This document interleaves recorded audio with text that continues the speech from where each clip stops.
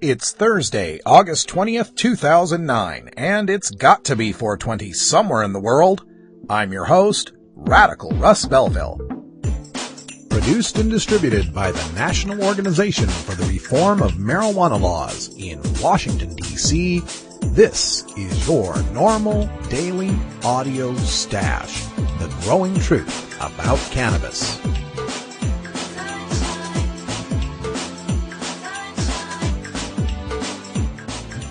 Welcome to the most popular podcast regarding marijuana in all of America and all the world, featuring interviews with scientists, politicians, doctors, prohibition policy activists, regular cannabis consumers, musicians, and NORML staff and NORML's board of directors, along with music and comedy no other podcast can offer.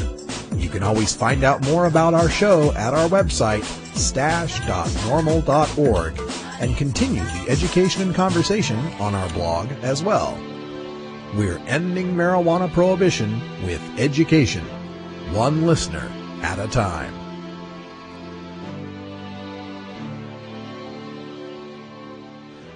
The podcasting and blogging technology for the NORML Daily Audio Stash is provided by Red Aphid Interactive Media. For your professional web design needs, visit redaphid.com. Good day, Stashers, and welcome to the podcast. I've got some good news and some great news to promote here on the Stash. First of all, I'm happy to announce the formation officially of the new NORML Nebraska. That's right, NORML Nebraska is now up and online, and if you'd like to get involved with them, send me an email at stash@normal.org. And in even better news, today was the marijuana book bomb on Amazon.com for Paul Armentano's new book, Marijuana is Safer, So Why Are We Driving People to Drink? The idea was to get as many people as possible on August 20th to buy the book on that particular day to raise the book's Amazon.com ranking in order to catch a little publicity. At the beginning of the day, the book started out at around the 12,000 mark, and currently, at recording time, 10:34 Eastern Time right now, it's up to number 20. That's right, you helped push the book up to the top 20 of Amazon.com in one day. If that doesn't say something about the power of the marijuana consumer, I don't know what else will. I've also got some new photos from HempFest. LK, my photographer, came in and brought his chip over with over 1,200 photos. I've picked out about 100 or so of the really good ones and posted them up at my Picasso Web, which you can find at picassoweb.google.com/radicalruss.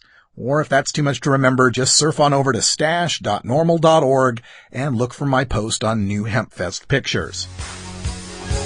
What time is that? Well, it's time to look at the NORML calendar of events for this weekend. Coming up this weekend, the Waterbands Waterfest takes place at Nelson Ledges Quarry Park in Ohio. Check that out on the calendar. We've also got the Oregon NORML Cardholders Meeting taking place on Saturday. You can get more information on that at ornorml.org. THCF's Cannabis Common Sense TV show is live on Ustream at 11 Eastern, 8 Pacific. That's ustream.tv. Kelly Maddie from Joplin NORML will be appearing on the radio on Saturday. This will be on KQYX 1450 AM. You can listen to him. And in Kansas City, Missouri, there is the Green Fest at the Uptown Theater. This is outside 3700 Broadway in Kansas City. More information, check out the national calendar. And on Sunday, there is a book launch for the Safer book. That is the Marijuana is Safer book that we just mentioned earlier. This will be at the Eight Rivers Lodo in Denver, Colorado. More information, again, available at norml.org/calendar. And if you want to get your chapter's events on the NORML calendar of events and read on this podcast, send me an email at stash@normal.org. It's a NORML shout-out. Oh, yes, plenty of shout-outs to get to. First of all, to Fayetteville, Arkansas. Had a gentleman call me today on the telephone mentioning that he wanted to start up a new chapter there. He's quite a ways away from Little Rock, where Arkansas NORML is, so he'd like to get a new chapter started there. We do have a university chapter, but it would be nice to have a public chapter as well. So if you're in the Fayetteville area, send me an email at stash@normal.org. Still got my shout out to the folks in the Boise, Idaho area. Just sent the 7 of them an email to help them get organized. But if you want to get involved as well, get on that email and send it to me at stash@normal.org. And just a couple of random shout outs to the state of Alaska and the state of North Dakota, 2 very rural states that I'd like to see have a NORML chapter by the end of the year. If you're in either of those states, send me an email. You know where, stash@normal.org. Now, coming up on today's Daily Audio Stash, we begin with your hemp headlines and a look at a huge loophole in the Massachusetts decriminalization bill passed last year that is allowing cities and towns to recriminalize marijuana possession. An important decision comes down from the Ninth Circuit Court of Appeals that says anytime there is a gun and marijuana, it is automatically a crime. A look overseas to Afghanistan and how the Taliban likes to cure hash addicts. And my commentary on the latest button-down drug law reformer to criticize the Seattle Hemp Fest and other hemp rallies nationwide as being bad for drug law reform. Today is Thursday, so we're going to head down to beautiful Southern California and visit with Terry Joyce, who brings on Rosalia Manzo as her guest today to talk about a new holistic clinic opening in Hollywood. For our daily Toker Tunes brought to you by MarijuanaMusicAwards.com, it's Rockin' Thursday. We feature Simon Bell and his song, I See You Everywhere. And for our cannabis conversations, I've put together a collage of clips from 6 different speakers at the Seattle Hemp Fest. Their full speeches will be available at the NORML.org special events feed, which you can find on stash.normal.org. But I thought I'd give you just a little taste of what some of the movers and shakers in marijuana law reform had to say this last weekend. All of that and more coming up tonight on your NORML Daily Audio Stash.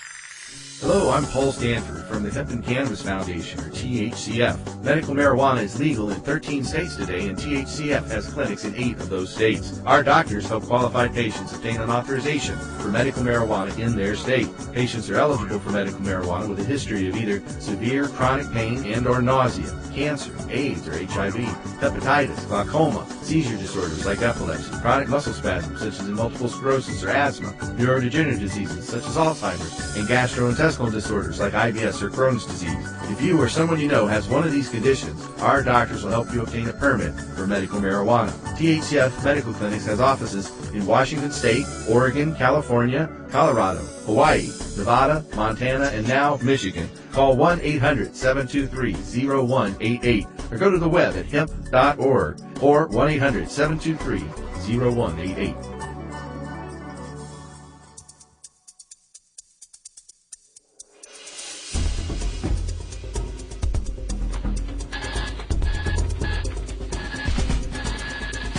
Now it's time to take a look at the latest stories about marijuana from news organizations across America and around the world in our NORML Daily Audio Stash, Hemp Headlines.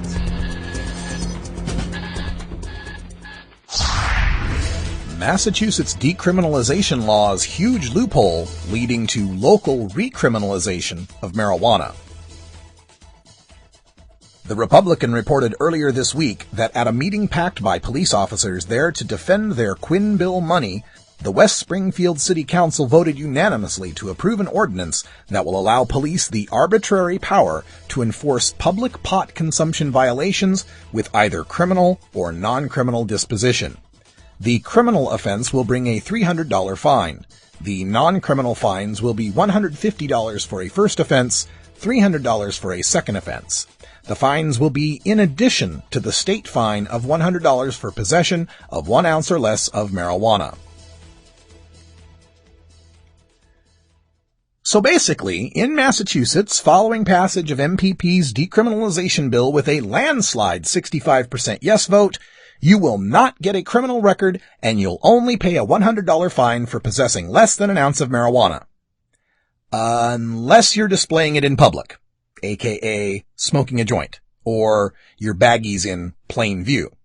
In which case, a cop in an increasing number of Massachusetts municipalities can decide on his or her own to arrest you, give you a criminal record, lock you in a holding cell, and fine you an additional $300. This is a lot like how New York State has decriminalized, but New York City is still the marijuana arrest capital of the world, thanks to public display being a criminal offense. This is what happens when a well-funded Washington, D.C. organization pushes aside local activists who've worked in their state's system for 30 years because they've got the best and brightest legal political minds and former attorneys general crafting a decriminalization bill that contains a gaping home rule clause loophole. You end up with a decriminalization that still allows cops to treat pot smokers as criminals. This is the loophole from Question 2, Section 2, Paragraph 3. Nothing contained herein shall prohibit a political subdivision of the Commonwealth from enacting ordinances or bylaws regulating or prohibiting the consumption of marijuana or tetrahydrocannabinol in public places, and providing for additional penalties for the public use of marijuana or tetrahydrocannabinol. I spoke with MassCan's Keith Saunders at HempFest, and he told me that the irony here is that before decrim, pot possession cases were usually sent up to the magistrate who would issue a $250 fine and no jail time. Now, these same cases are going to cost the offender $400. The same criminal record, but a larger fine, when 65% of the voters chose no criminal record and a lower fine. Thanks, MPP. Let's just hope the nightmare scenario that I saw in Section 2, Paragraph 3 doesn't come to fruition. As used herein, possession of 1 ounce or less of marijuana includes possession of 1 ounce or less of marijuana or tetrahydrocannabinol and having cannabinoids or cannabinoid metabolites in the urine, blood, saliva, sweat, hair, fingernails, toenails, or other tissue or fluid of the human body. Because to my non-lawyerly reading, that says failing a workplace urine screen for inactive metabolites means you just possessed and consumed marijuana in a public place, and nothing shall stop a political subdivision from enacting criminal penalties and fines above the $100 decrim fine. Yay! A criminal record and a huge fine for failing your P-test. Thanks, MPP. I wonder how many pot smokers at the Boston Freedom Rally will be arrested this year, thinking they're in the clear to puff a doobie on the common because MPP passed a decrim bill, only to find themselves handcuffed in a squad car with a Corey record and a $400 fine. Ninth Circuit Court rules possessing gun while growing marijuana is a crime. Once again, the marijuana exception to the Bill of Rights is highlighted. Just last year, the Supreme Court ruled in D.C. versus Heller that the Second Amendment guarantees a personal right to a firearm. In a 5-4 decision, the court held that the Second Amendment protects an individual right to possess a firearm unconnected with service in a militia, and to use that firearm for traditionally lawful purposes, such as self-defense within the home. But not for self-defense at an illegal marijuana grow. Ashland Daily Tidings, Medford, Oregon. A federal appeals court has ruled that simply carrying a weapon while growing marijuana is a crime in itself. The Ninth U.S. Circuit Court of Appeals affirmed the conviction of a Medford area man who argued that keeping a .45 caliber semi-automatic pistol within reach while sleeping in a tent at a marijuana operation was not a separate crime. Somkit Thongzi was charged with possession of a firearm in furtherance of a felony after U.S. DEA agents raided a large marijuana farm in the remote Wolf Creek area of southern Oregon in the spring of 2007. The appeals court ruled Monday the evidence the pistol was part of a drug operation was overwhelming, and it was not used for hunting or kept in the tent by accident. Keep in mind here that as far as the Ninth Circuit and the federal courts are concerned, all marijuana grows are a felony. So you state-registered medical marijuana growers in California, Oregon, and Washington covered by the Ninth Circuit, you are on notice. You have no federal Second Amendment rights anymore. But if you want to bring semi-automatic weapons to a rally for the president, that's okay. Arizona Central. One site was perhaps a little unnerving to those in charge of making sure everybody remains on their best behavior at the healthcare rally attended by President Obama. A man who decided not to give his name was walking around the pro-healthcare reform rally at 3rd and Washington Streets with a pistol on his hip and an AR-15, a semi-automatic assault weapon, on a strap over his shoulder. Quote, "Because I can do it," he said when asked why he was armed. "In Arizona, I still have some freedoms." End quote. 2 police officers were staying very close to the man. Quote, "What he is doing is perfectly legal," Detective Jay Oliver of the Phoenix Police Department said. "We are here to keep the peace. If we need to intervene, we will intervene at that time." End quote. Fantastic. Now let's suppose 50 people go to see the president while packing heat. We can get 100 cops to watch them. Meanwhile, thousands of citizens legally growing medical marijuana for disabled people are not allowed to have firearms, and every home invasion robber knows that. And the cops are too busy keeping an eye on protesters with guns to do anything about it. Isn't it weird to think that the Ninth Circuit Court would have had Thomas Jefferson and George Washington busted for the muskets they kept near their hemp plantations? The Taliban's cure for marijuana addiction. Somewhere in Georgia, Representative Tommy Caning for Potheads Benton is calling the Taliban weak for their light treatment of marijuana users. From Seeds of Terror by Gretchen Peters. The Taliban dropped a bruised, shivering wretch at our feet, his legs in shackles. Quote, "This is what we do to addicts," end quote, declared Abdul Rashed, head of their anti-drug force in Kandahar. It was spring of 1997. I had traveled to the southern Afghan city, then the Taliban's de facto capital, with the Pakistani journalist Ahmad Rashed. I was writing a story about the opium trade for the AP. Ahmed was researching his book, The Taliban, which would become an overnight bestseller after the 9/11 attacks. We met the counter-narcotics chief in his shoebox-sized office. I made a joke about how the 2 men might be related since they shared the same last name. Neither man found it funny. Ahmed was meticulously turned out in an Italian sports coat. His namesake picked bits of food from his greasy beard while he explained the Taliban's unique approach to curing drug addiction. First, he said, addicts get beaten until they confess the name of their supplier. After that, they were thrown in jail. Quote, "Then we dunk them in ice-cold water for 2 or 3 hours a day," Rashed explained, adding brightly, "It's a very good cure," end quote. To prove his point, he ordered his minions to drag out Bak Mohammed, a local shopkeeper recently caught smoking a joint. Quote, "When they put me in that cold water, I forgot all about hashish," end quote, said Mohammed, slumped on the floor before us. The irony here, of course, is that the Taliban is almost completely funded by the cultivation of opium and trafficking in heroin worldwide. Afghans don't really use heroin, so the religious fanatics of the Taliban don't seem to mind growing it to poison the infidel. But Afghans love their cannabis and hash, so the Taliban plays DEA whenever marijuana is involved. Another former HempFest speaker trashing HempFest, Eric Sterling.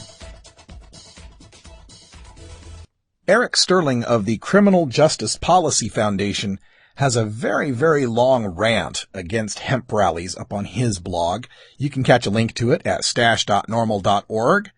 Time constraints prevent me from reading his entire piece, so I do encourage you to go over and read it if you can.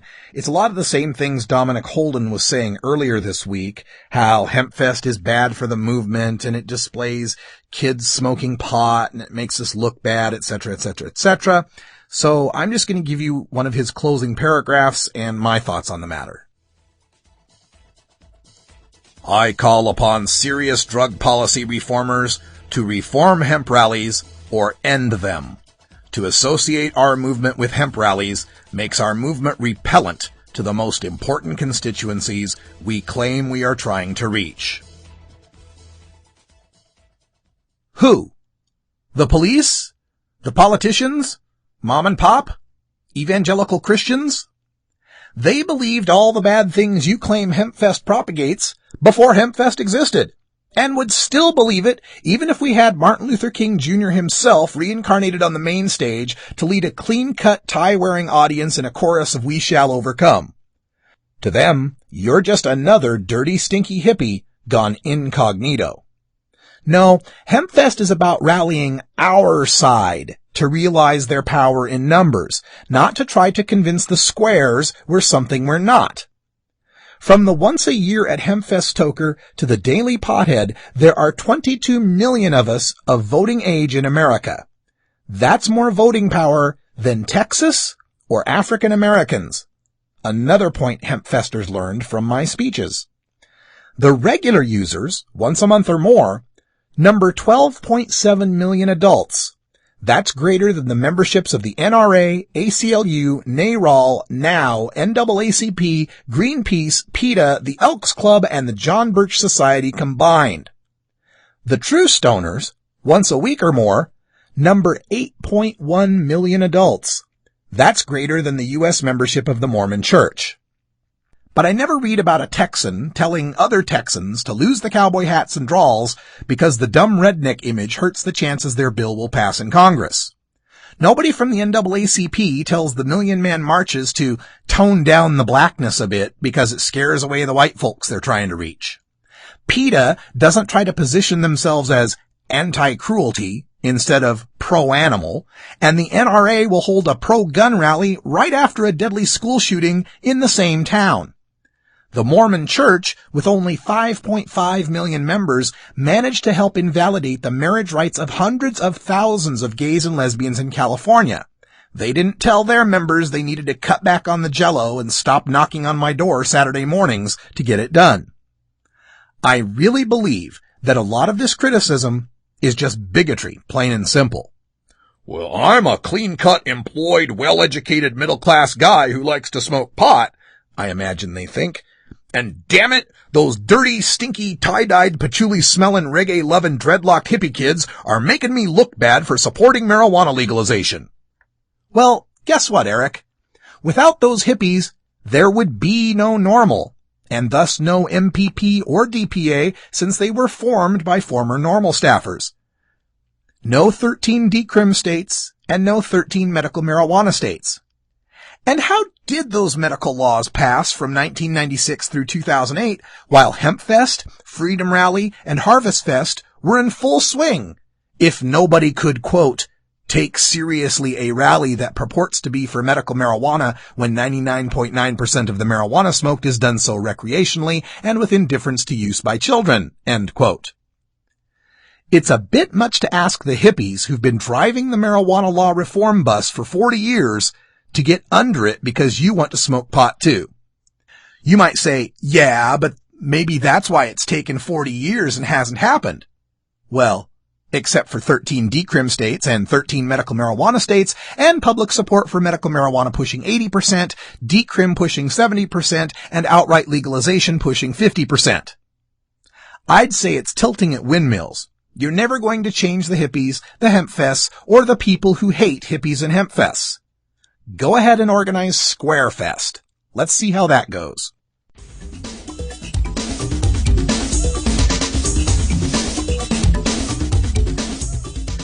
If you want to win people over, you can't just drone on like Ben Stein. You've got to have a little more showmanship.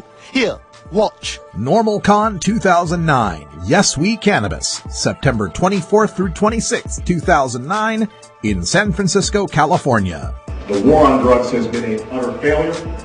And I think that we need to rethink and decriminalize our marijuana laws. President Obama was right in 2004, and 5 years later, the American people agree. I think it's time for debate, and I think that we ought to study very carefully on what other countries are doing that have legalized marijuana. At our 38th annual conference, you'll learn all the facts you need in the debate to legalize marijuana. As regards to legalization, it's not in the president's vocabulary, and it's not in mine. We're working hard to make sure legalization is in the drug czar's vocabulary. Whether legalizing marijuana would improve the economy The answer is no. I don't think that is a good strategy. There's nothing funny about legalization, Mr. President, or waiting until the last minute to book your trip to NORMLCon 2009. Early bird registration rates apply until August.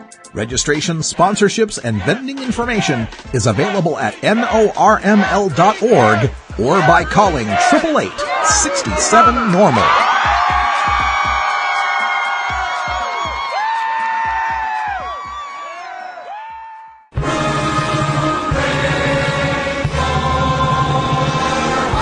Weed. That's Hooey Valley, hooey-ha. Weed. Where any office boy or young mechanic. Now it's time for a report from the epicenter of American cannabis culture with our Southern California correspondent. You know her from ComedyNation.com and her appearance as a finalist on Season 1 of NBC's Last Comic Standing. It's our friend, cannabis comedian and marijuana activist, the lovely and talented Terry Joyce. Terry, how are you this fine day? I'm doing wonderful. It's good to hear your voice, Russ. I missed you last week. Oh, I was getting all ready for the Seattle Hemp Fest, and I could have taken another week to get ready for that and another 2 to recover. Wow, what an event. And how are you doing? I understand you were a little under the weather last week. I was a little under the weather last week. I am doing much better. But when you're under the weather, you have a lot of time to watch television. Yes. And I watched the Bill Maher show. Oh, good. And I'm so excited about what Brad Pitt said. How he said that about the legalization of marijuana. Right. And that he supported it. And then I was watching The Insider, and Bill O'Reilly was on, and of course he had a few things to say about that, because Brad Pitt had mentioned that he quit smoking weed because of his children, and Bill O'Reilly was saying, Bill O'Reilly was saying, I wish these entertainers and these rock stars would talk about how marijuana has ruined their lives or caused problems, because it's the most addictive drug out there. And I'm saying, no, Bill O'Reilly, your show is the most addictive thing out there. I mean, it's just, I'm so sick of listening to, people. It's a flat out lie. They to just go on TV and say a lie like that when you don't have scientific proof. I mean, we all know that marijuana isn't the most addictive drug out there. Yeah, probably one of the least addictive drugs out there. Probably less addictive than coffee when you really look at it. Well, Terry, I hate seeing that on the shows myself. I turn on the TV and we get lie after lie after lie about marijuana. So I'm excited to hear that you've got a new show starting where you get to tell a little bit of the truth about marijuana. This is true. The show is called Mary Jane Says. And it is. I'm very excited about it. There's 3 other girls on the show. It's the female. It's the woman. It's the feminine perspective of talking about our experiences that we have with marijuana. How like the first time we ever smoked it, to how it's part of our lives, what we use it for, and each one of us has our own unique story. Yeah. And we're going to be doing our first show coming up at this is why we have our guest today. Rosalia Manzo is our guest today. She is part of putting together a doctor's clinic that is opening up here in Hollywood. And it's a center where you can take yoga classes, heal yourself with different herbal remedies, and also be evaluated for your medical marijuana recommendation. Oh, wow. And we have our first show on the 29th of August. How can people see this show? They could actually come to the show. They can come to the performance. Oh, okay. So live performance show. It's not like online or anything. No, it's not online yet. It's going to be a live performance. We are recording it. Oh, okay. And we will eventually be putting some stuff up online very soon. Oh, that's great. I look forward to hearing the woman's perspective on marijuana legalization. That's one of the things I'm always saying is there needs to be more women and minorities involved in this and given more of a voice in the movement. So I'm really glad to hear that. I firmly believe that if we legalize marijuana, we could end PMS in our lifetime. Oh, I believe that. I think that the reason why, when you're, it's the only thing that gets me through. I mean, it saves my relationships. I mean, everything. I can say that the only way I can be still sane is to smoke weed during that time of the month. Well, let's get another female perspective here. Rosalia Manzo is our guest, and Rosalia, welcome to the Stash, first of all. Thank you. Thank you very much for having me. How have you gotten involved with medical cannabis and this clinic that you're opening up? Well, I have been involved with medical marijuana movement, and what I do is I do influencer marketing for brands or products that I truly believe in, such as this one. So I'm helping the Berkeley Clinic, which, as Terry Joy says, is opening September 1st. And what I do as influencer marketing is get really involved with the community, people who are active and believe in a certain cause. And through a good friend of mine, great comedian, January Thomas, I met Terry Joyce, and it was, one of those coincidences where they were putting this wonderful show together, which, by the way, I checked out yesterday, one of their rehearsals, and it's fantastic. It's very smart, and it's hilarious. So I'm really excited to have them be the voice of what the clinic is going to be, which is a healthy female, in this case, a female perspective of marijuana use. And the fact that we are also going to have yoga and, an herbalist. We just want to, change the image a little bit and just make it a little bit more style. So I'm really excited about this. Well, that's great. Now, this is in Berkeley, California, right? And what's the name of the clinic? No, in fact, it is in Hollywood, California. Oh, Hollywood, okay. The address of the clinic is 6430 Selma Avenue, Hollywood. The name of the clinic is Berkeley Clinic because the doctors who own this and are putting this together are from Berkeley. Gotcha. So they named it after their hometown. But it is in Hollywood. It is close to all the hot spots, and we're excited to have the show there, too, because of that reason. So opening September 1st, the show is a Saturday previous to that. The Berkeley Clinic in Hollywood. That ought to blow your mind right there. So we got yoga and other alternative healing that's going on here. I think that's great. I think a lot of these clinics need to branch out into more holistic medicine to give some legitimacy, more legitimacy to what's going on here. And maybe this can help, maybe you can help me with this. Terry mentioned Bill O'Reilly and some of these talking heads we see on TV. And one of the things I see in all these reports coming out from the prohibitionists that hate medical marijuana in California is they say, well, look at all these healthy people that are going into these clinics. Gosh, they all look perfectly healthy to me. Do you have anything to say about that attitude? Yes, well, by no means, I'm not a doctor, but I do believe that you don't have to be a sick, patient or person to be able to enjoy and take part in. For example, I have anxiety. I'm a workaholic. So at one point, I need to just relax and chill and be able to sleep and be able to eat. And that makes my life healthier. It doesn't mean I have a terrible illness, but it does help my lifestyle, my family life, the relationships that I have with my coworkers, etc. Mm-hmm. So I just think that everyone should have the choice. It's not for everyone to consume whatever products they want to consume in their life, so we should have the right to choose, basically, is what I believe. Yeah, it sounds to me like the difference between treating sickness versus fostering wellness. And that's what I've always said, is that medical marijuana is about fostering wellness and keeping you from getting sick in the first place. Now, yeah, exactly. For this, especially mentally ill, I think it'll save you from that. And again, I'm not a doctor, but I've seen it out, I've seen people who have insomnia and anxiety and can't eat and all these situations, mostly stress related. So that's just my personal opinion. Right. Now, Terry, did you want to chime in on that too? I agree. I agree with Rosalia that it is preventative in many ways. And, we don't go to Rite Aid and check everybody out and say, hey, these people don't look sick.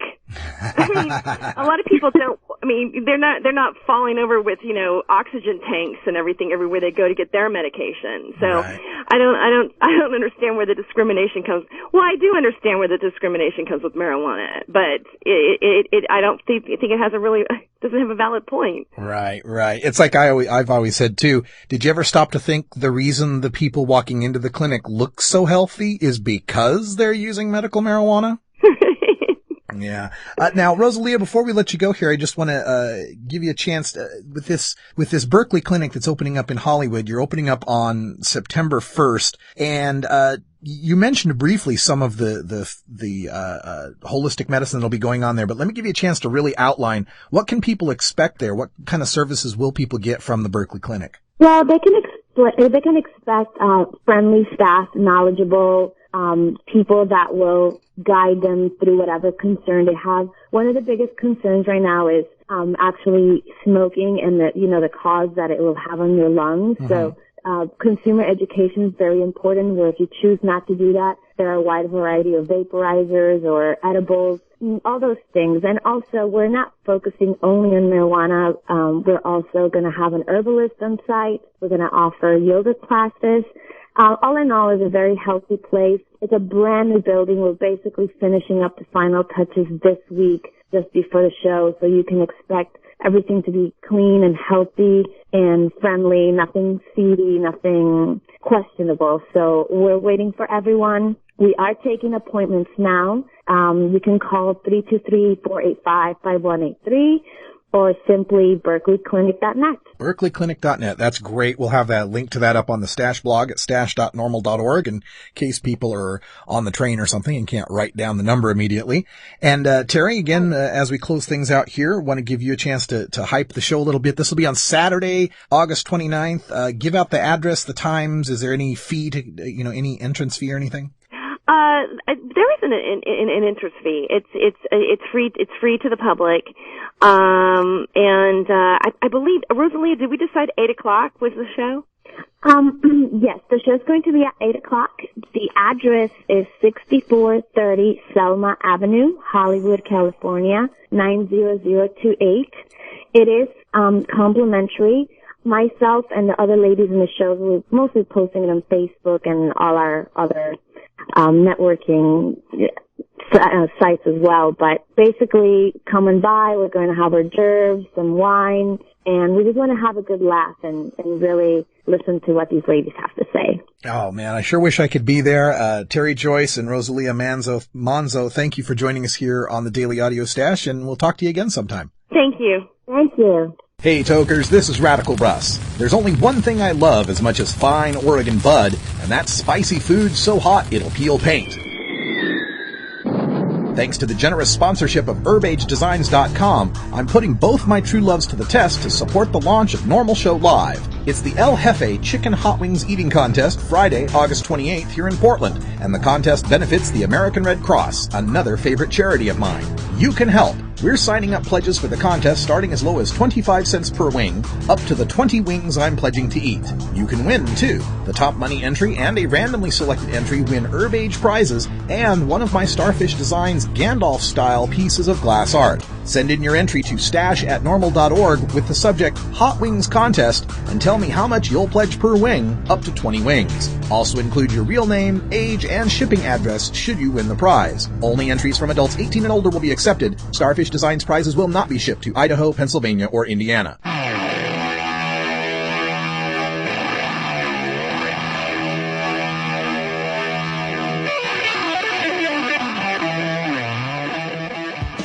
The battle to end adult marijuana prohibition can sometimes seem endlessly frustrating and impossible to overcome. One way we bond as a community and draw strength to continue is by rejuvenating our spirit through art and music. The Marijuana Music Awards exist to recognize those sonic artists in all genres of music who feature a ganja-friendly message to motivate and inspire all the cannabis community.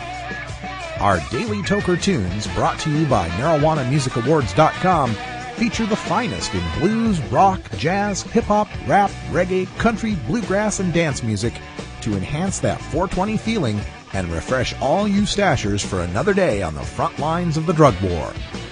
Enjoy this cut from MarijuanaMusicAwards.com and visit our blog at stash.normal.org to learn how you can vote for your favorites and enter your Toker tunes in the 2009 Marijuana Music Awards.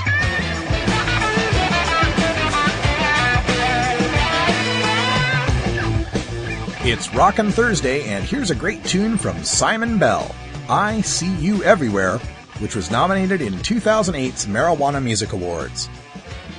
Simon Bell is a British singer-songwriter currently living in Amsterdam and recording his new album, Burning Bridges. The album should be finished by summer 2009 and will be followed up by a series of European tours. You can download Simon Bell's music at simonbellmusic.com or check him out at myspace.com/BlackRiderMusic. And registered stashers, you can get an MP3 download of this tune. It's Simon Bell with I See You Everywhere.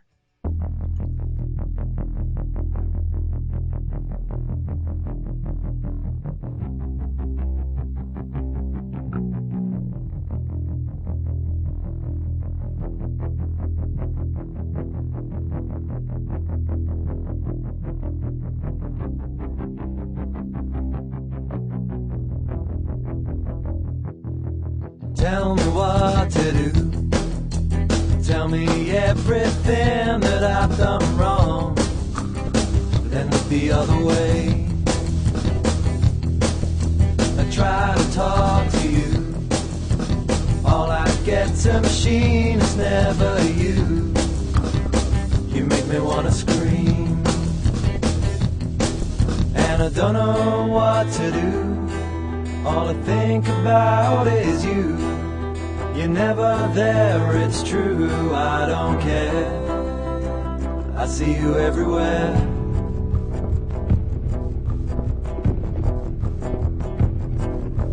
Tell me what to do. Tell me everything that I've done wrong. Then look the other way.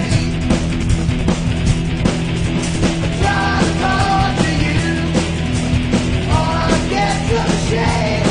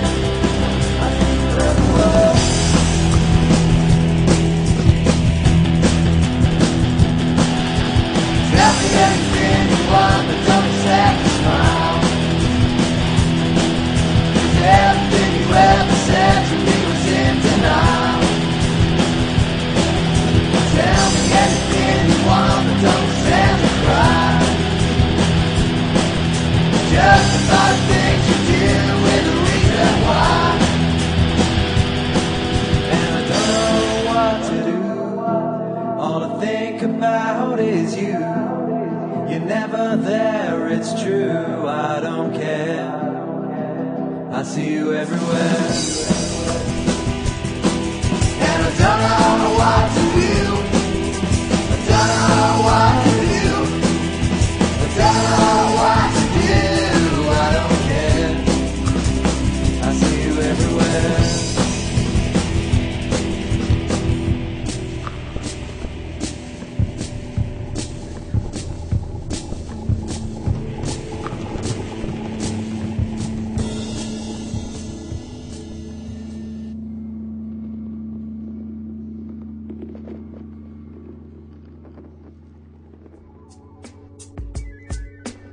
If I were to tell you that in America, right now, over 1 million children sell marijuana, what would you think? Would you think that any public policy that creates over 1 million teenage marijuana dealers needs to be re-examined and possibly amended? You would not be alone. The members of the National Organization for the Reform of Marijuana Laws, aka NORML, have been working since 1970 to reform marijuana laws such that responsible adults, not children, sell and use marijuana. Isn't it high time to reform America's misguided marijuana laws? This is Alan St. Pierre, Executive Director of NORML in Washington, D.C.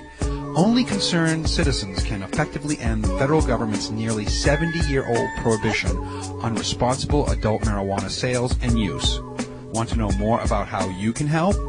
Contact us at NORML, toll-free, 888-67-NORML, or by visiting the organization's popular and informative webpage at NORML, NORML.org.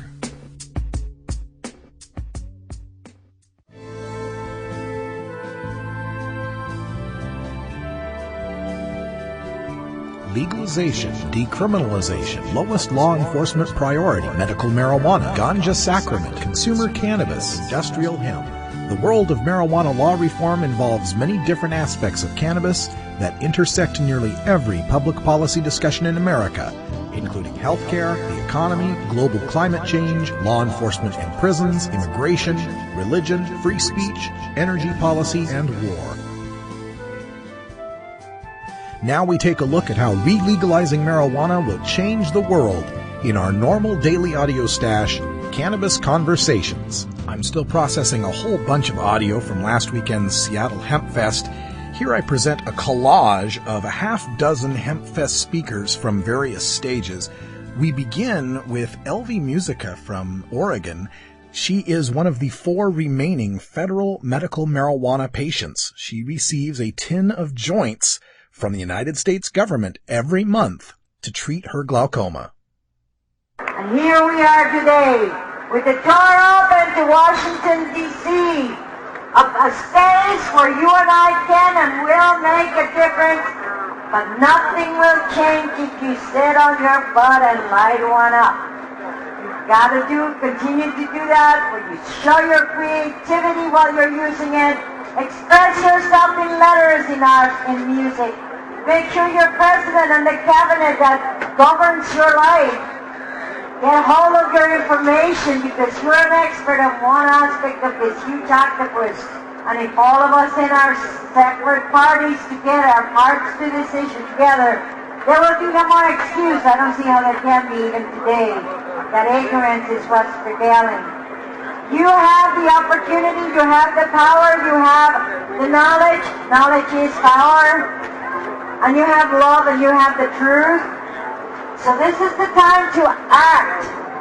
Don't let any legislator in your district be around without knowing what you personally know to believe about hemp, cannabis, marijuana. Spread the word. Next we have the guru of ganja, Ed Rosenthal, famous for his Ask Ed columns in High Times magazine and all his cultivation books, speaking on his new campaign to send a joint to Obama. Marijuana brings people together, people of all different nationalities, all different ethnic groups, different classes of people, and, you know, most issues tear people apart.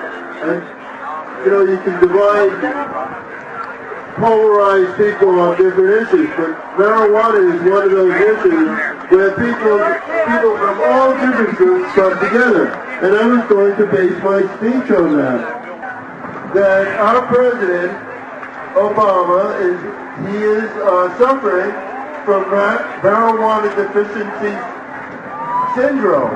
And that's what's making him so angry now. And that's what's creating his warlike behavior, where he wants to invade all these countries, and where he's snickering at people who use the internet, and where he has this hostility towards other countries, and just is not grooving the way he had been grooving before.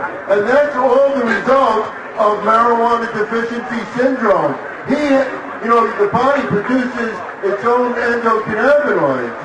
And sometimes, like most of us, probably our bodies don't produce enough, and that's why we use marijuana. And he was a regular marijuana user too. But now that he's president,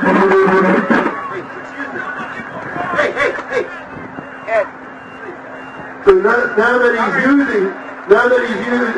he's president, he's not getting it. The DEA isn't giving it to him. He's not getting it from the Secret Service. He is suffering from marijuana deficiency syndrome. So I started this program called Send a Joint to Obama. He just isn't getting it, and we all have to start sending these joints. 1600 Pennsylvania Avenue. And maybe some of them will get through. Maybe he'll be able to take a few totes and get back to it and say, oh yeah, that's what I was supposed to do. I was supposed to be president of all the people. And I was supposed to get us out of wars. And maybe he'll get rid of some of these people who he has advising him.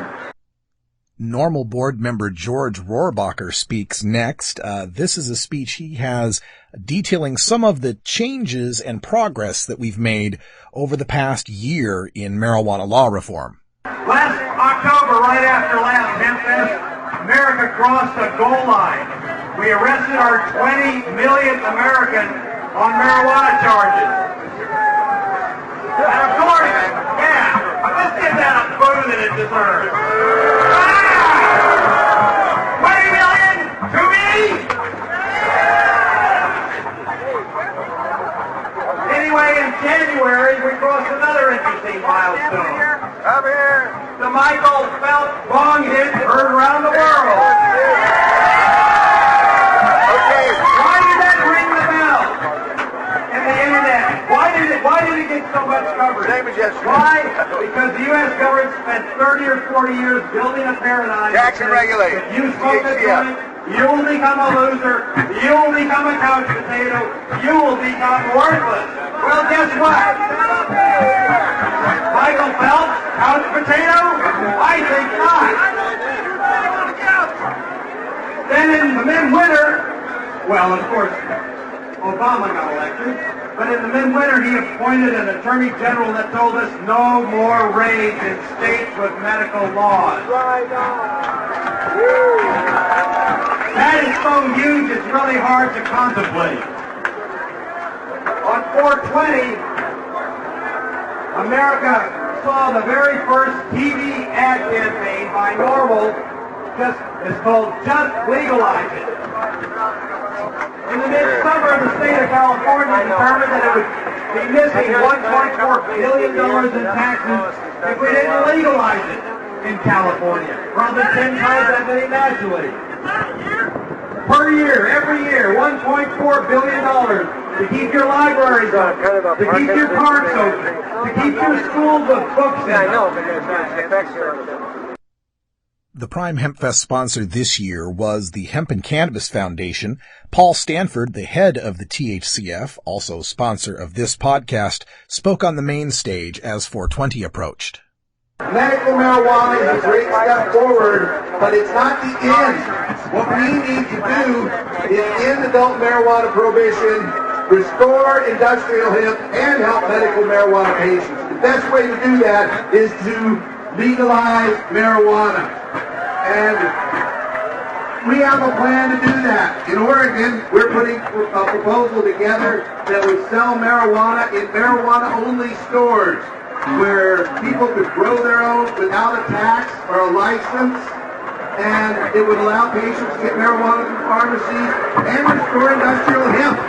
Just like the vision here for 2020 to have hemp fuel and hemp clothing. When we end adult marijuana prohibition, we're going to see a lot of these destructive petrochemical industries that have made marijuana illegal and been lying about it for generations lose market share. And money will go back into the hands of the local farmers, the local economies, instead of to foreign oil companies and the capital-intensive industries their processes they have out there. But listen, we want to see an end to adult marijuana prohibition. It's going to take support from everybody. Contact your legislators. Tell them end marijuana prohibition. It's time to tax and regulate it. The more letters they get like that, the sooner the day will arrive. Now, if our petition makes it, and you can go on to our website, hemp.org, that's HEMP.org, or cannabistaxact.org, and find out more about ending adult marijuana prohibition that way. I know hempfest.org has lots of links to all the different groups that are here today.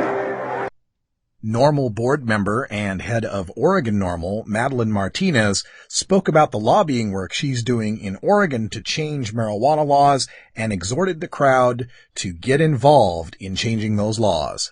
Look at this baby!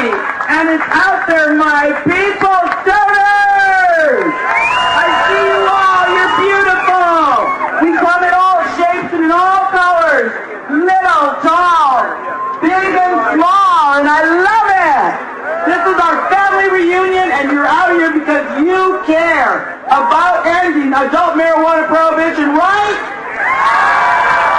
So how are we going to make this happen? We are going to support Barney Frank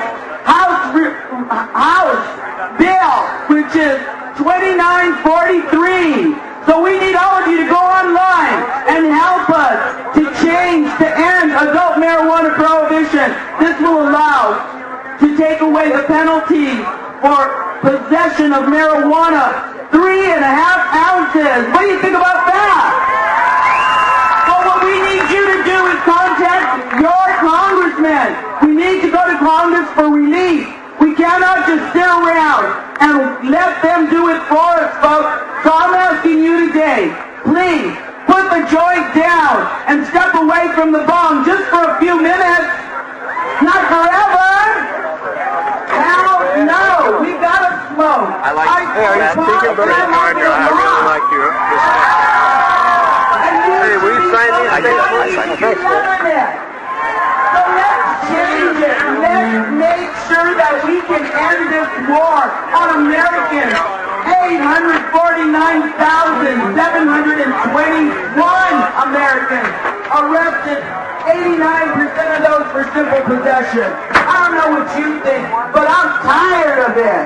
I'm tired.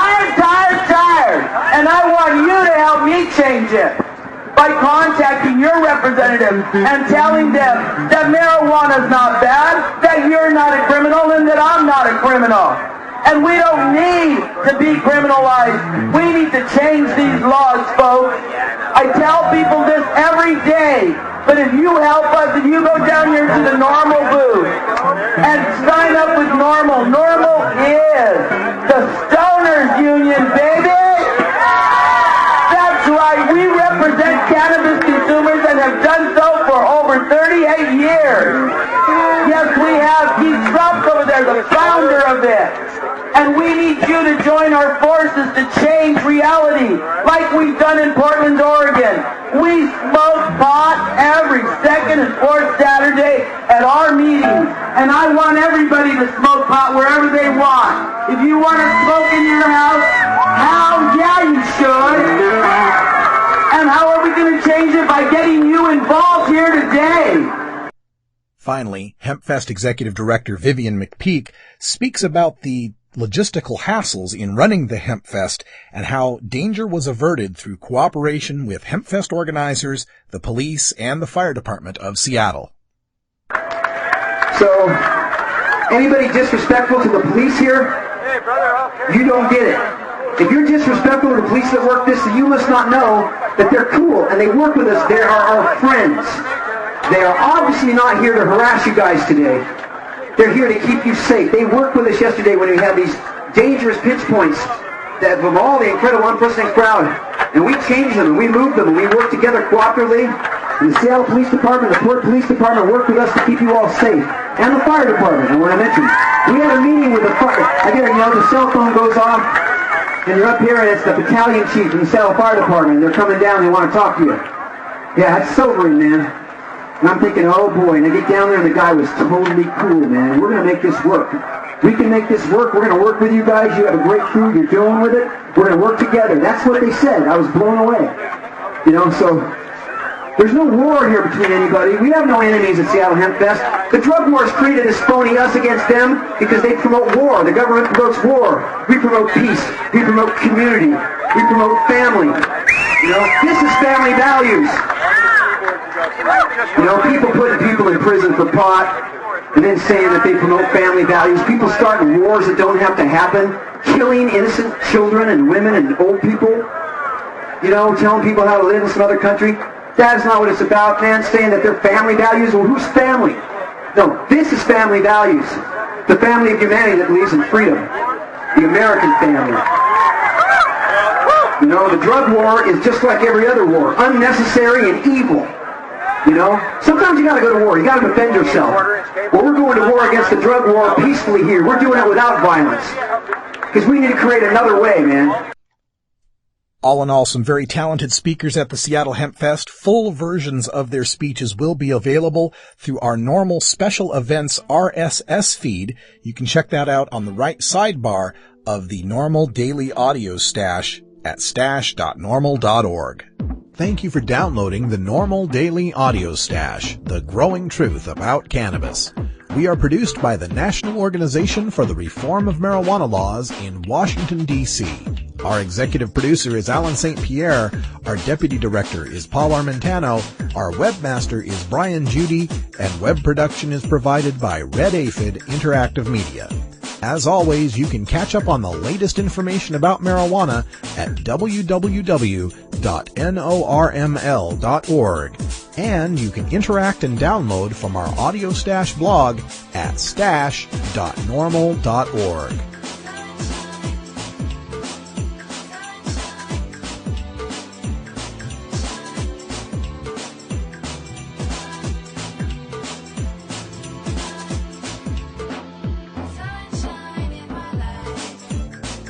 For everyone here at NORML, I'm your host, Radical Russ Belville, hoping all your harvests are bountiful and your encounters with law enforcement are non-existent. We leave you tonight with the reminder that we're still gearing up for the debut of NORML Show Live this Labor Day weekend, Saturday, September 5th, 9 p.m. Eastern Time, 6 p.m. Pacific Time. 2 hours of live talk radio all about and for the cannabis community. You can call in and make your voice heard, or you can just sit back and listen to all the experts and celebrities and marijuana law reformers that I'll be interviewing over the coming weeks. We'll be broadcasting live from Portland Hempstock on the following weekend, live from Boston Freedom Rally on the weekend after that, and live from NORML National Conference on the weekend after that, and live from the Great Midwest Harvest Fest on the weekend after that. So it's a perfect time to debut this show.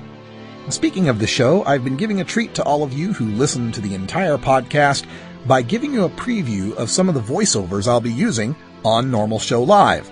Tonight's example is dedicated to my friend Scott from Herb Age Designs, the true rocker of the Daily Audio Stash. It's kind of a triple pun for August 20th, 2009, and if you can identify all three aspects of the triple pun in an email to stash@normal.org, I'll send you a free gold leaf marijuana pin. Here it is, and until next time, take care of each other, tokers.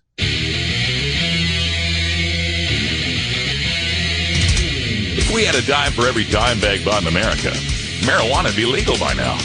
Donate to NORML at NORML.org and support NORML Show Live.